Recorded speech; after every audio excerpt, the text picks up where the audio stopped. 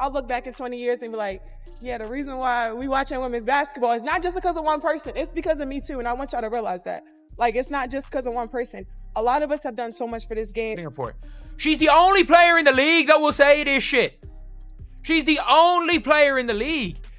Like, you won't hear Angel Wilson going out there. I am at the top of the scouting report. Ariel Atkins is at the top of the scouting report for your team. Camila Cardoso is at the top of the scouting report. Teams just box you out. The WNBA is on fire, and one person is getting all the credit, Caitlin Clark. But Angel Reese refuses to play second fiddle. She's on a public campaign, demanding her flowers and insisting she's just as responsible for the league's newfound fame. It's a bold claim, a battle for a throne that many believe is already taken. But this isn't just about feelings, it's about facts. And when you look past the headlines and into the numbers, a very different story begins to unfold. A story of perception versus reality, and a war for credit that's become just as entertaining as the games themselves. Right? The reason why I feel like she isn't unfairly criticized is because I'm not gonna go into the bad guy, good guy. At the end of the day, Angel faces everywhere. Right? And so when we talk about marketability and her inability to finish, her inability to do certain things, I think it goes to that. So I'm gonna keep it a band with you. I agree that if she gonna be the aggressor, then be the aggressor. At the same time, if you're gonna throw punches, you gotta take them. And so I felt like, to your point when you said, I bet she did. You can't see me because Caitlin did it. Right. Absolutely right. But now when you come in the league, right, and you fall in, you know what I'm saying? You got your 13 and 13, but now it's not translating to winning. To understand the firestorm of today, you have to go back to its origin. The seeds of this drama were planted long before they ever cashed a WNBA paycheck. It all goes back to the 2023 NCAA Championship, a game that became a cultural flashpoint when Angel Reese, leading LSU to a dominant victory, flashed the now infamous "you can't see me" gesture at a defeated Caitlin Clark. It wasn't just a taunt, it was a declaration. If Angel Reese was someone who ever held her tongue and was someone who had been a no comment machine in the past, someone who wasn't so unapologetically Angel, all those things existed, people wouldn't look at her recent no comment and just say, you've always had a comment before. In that moment, the entire basketball world felt a seismic shift. The media exploded, lines were drawn. It was the unapologetic, in-your-face swagger of Reese against the stoic, sharpshooting brilliance of Clark. That single gesture created a narrative so powerful, so polarizing, that it followed them both into the professional ranks like a shadow. But that college stage was just the opening act. What happened next would change the league forever. Please tell me it's a fake quote. Please tell me this is a fake quote. Because this is something where it's like, everyone says, and it's like, oh, Angel's a developing player. It's like, oh, she's only in year 2. Why is everyone like going at Angel Reese and all this stuff? And, you know, oh, people can't stop talking about Angel Reese.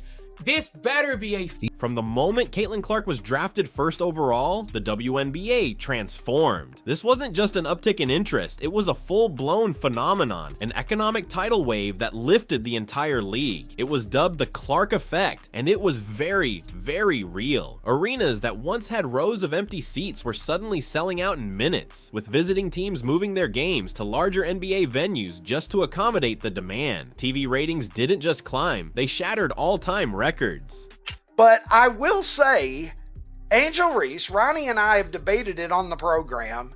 Ronnie has been pretty clear that he thinks that she sucks at basketball. I have defended her as having dimensions of her game that are high level. I got to a point here a couple of weeks ago where I was starting to wonder if she actually sucked. Perhaps most telling was the charter jet revolution. For the first time in its history, the league approved full-time charter flights for all teams, a move that had been debated for years but was finally pushed through almost single-handedly by the gravity of her stardom. Clark was more than a player, she was an economic engine. The evidence was overwhelming. Caitlin Clark was the reason for the boom.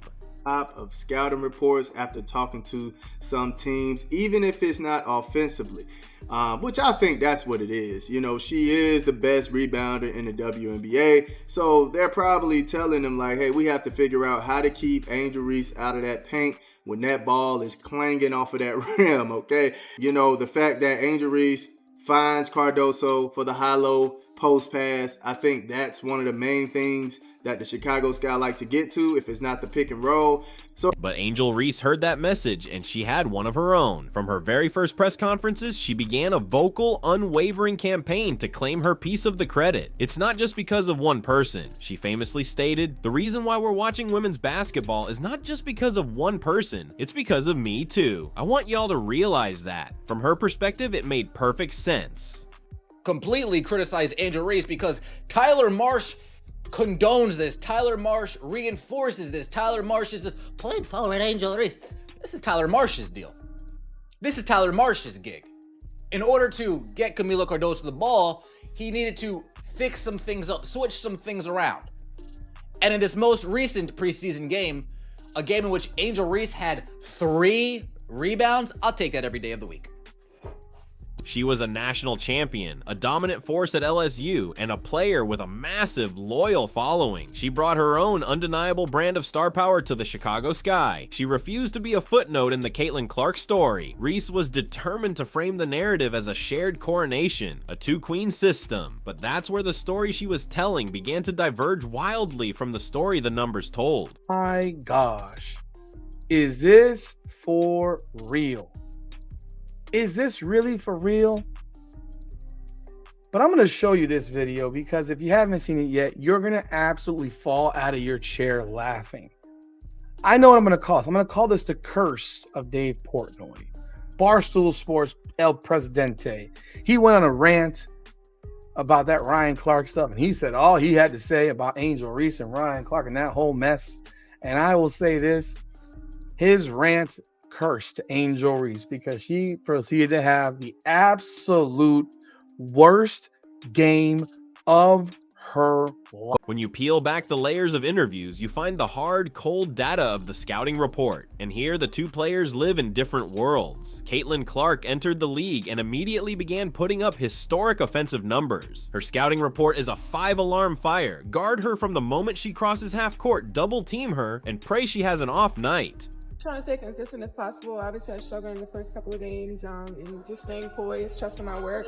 I have great people in my corner. I never really question my ability of what I can do. Obviously, you go up and down through your career, and thinking in the beginning it's going to be my sophomore slump, but I got out of it in my first couple of games, and I'm here and helping the team win as much as I can. That's the most important thing to me. Yeah, I'm happy. You mentioned Sunday about those first few games. At what point do you feel like you maybe had kind of that like switch foot moment of feeling like you were getting back up the level? I think I'm sorry, the New York game.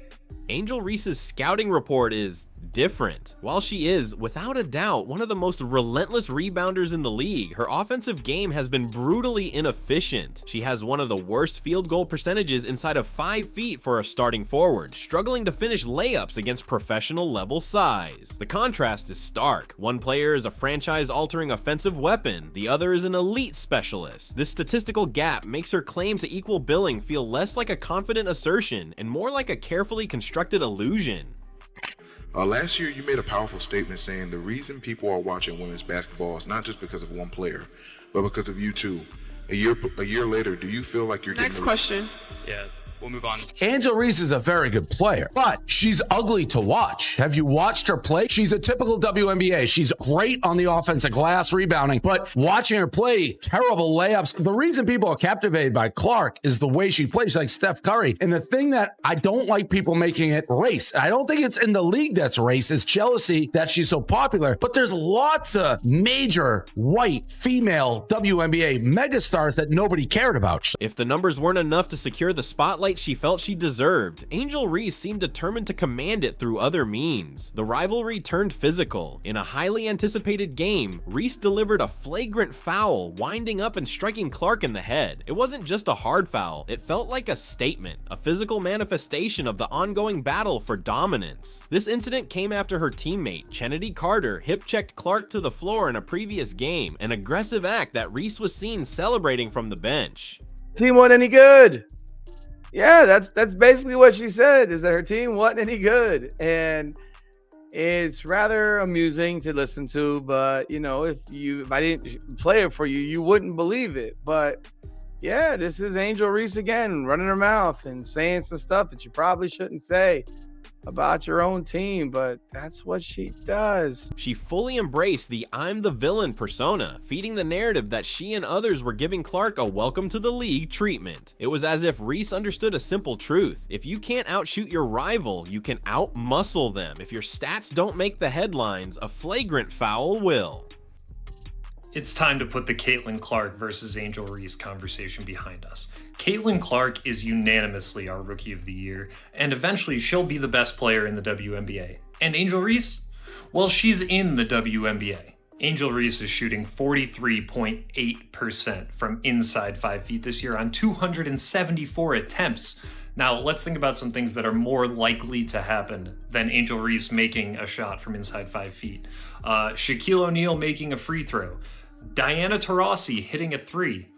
Patrick Mahomes going to the Super Bowl. We can argue this until we're blue in the face, but numbers don't. But what if this isn't about delusion at all? What if this is a calculated, brilliant strategy? This leads us to the marketing mastermind theory. Angel Reese may have realized she could never win the media game by trying to be the same kind of hero as Caitlin Clark. So she chose a different path. She chose to be the heel, the agitator, the one who stirs the pot. In today's media landscape, controversy is a currency, and Reese is minting it. Every cryptic tweet, every defiant press conference ensures her name is right there next to Clark's. She has effectively tied her brand to the biggest star in the game, guaranteeing herself a permanent spot in the conversation. She's not just playing basketball, she's playing the media, and in that game, she might be undefeated. Article right here, man, released talking about Chicago Sky coach sends strong Angel Reese message after loss to Indiana Fever, right? So let's read what it says here.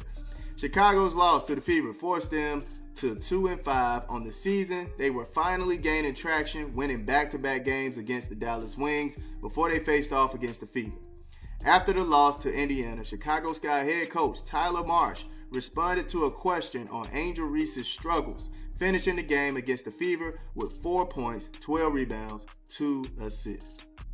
Marsh mentioned that he doesn't believe Reese struggled to make an impact against the Fever despite shooting 28.6% from the field. Beyond the players themselves, there's a third force at play, the media ecosystem that profits from this war. Every sports debate show, every podcast, every blog needs fuel, and the Clark-Reese rivalry is high-octane gasoline. They're not just reporting on the drama, they are actively cultivating it. A simple post-game quote from Reese is spun into a week of segments. A hard foul is analyzed from a dozen angles, with commentators taking sides like it's a political debate. Angel Reese isn't just a player, she's a content farm. She provides the raw material, the quotes, the attitude, the conflict, and the machine churns it into clicks, views, and ratings. She knows that by being provocative, she's ensuring her own visibility in a system that is always hungry for its next big story. The more controversy she creates, the more the machine needs her.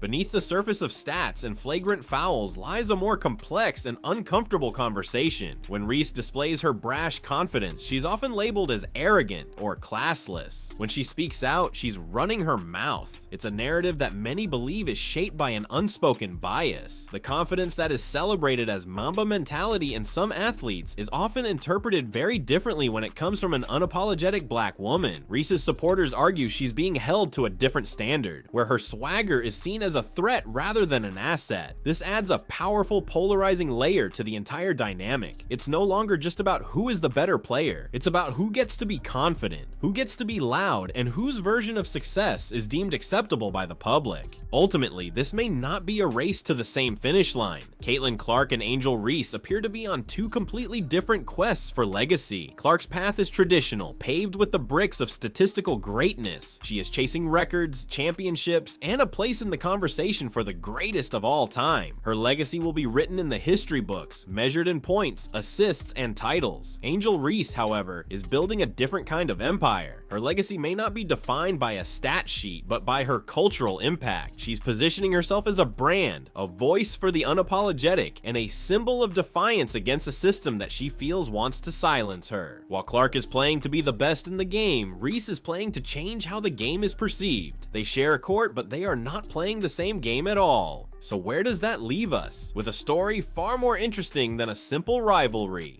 Caitlin Clark is the hero the WNBA needed, a generational talent whose quiet dominance is rewriting history. But Angel Reese has become the heel the media craves, a master of marketing who understands that in 2024, relevance is a battlefield. She has forced her way into the narrative not with her shooting percentage, but with her personality. She has leaned into the controversy, weaponized the criticism, and built a brand that is impossible to ignore. The league got its golden goose in Clark, but in Reese, it found its chaos agent. And every good story needs both. One builds the empire, while the other shakes its foundations, ensuring we all keep watching to see what happens next.